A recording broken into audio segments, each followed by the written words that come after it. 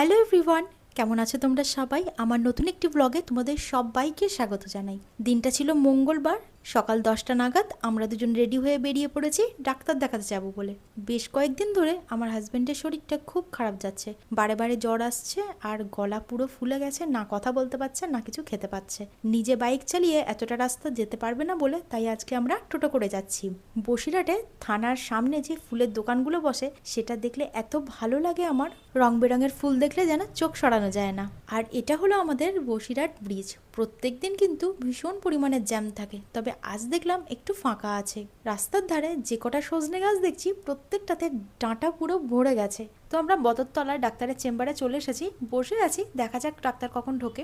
বেশ কিছুক্ষণ বসার পর ডাক্তার চলে এসেছে, খুব ভালোভাবে দেখলো, কিছু মেডিসিন লিখেছে, সেইগুলোই আমরা নেওয়ার জন্য চলে এসেছি মেড প্লাসে।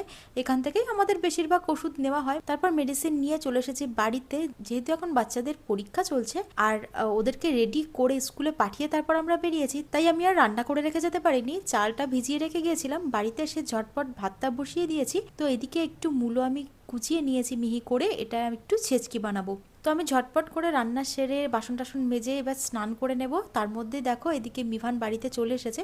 রাই এখনো বাড়িতে আসেনি, কারণ ওদের স্কুলে আছে একটা প্রোগ্রাম, সেজন্য ওদের স্কুলে রিহার্সাল চলছে। ওর বাড়িতে আসতে প্রায় ঘন্টাখানেক আরও সময় লেগে যাবে। তো চলো আজকের ভিডিওটা এখানেই শেষ করছি। তোমরা সবাই ভালো থাকো, সুস্থ থাকো। তোমাদের সঙ্গে দেখা হচ্ছে নেক্সট একটা ভিডিওতে।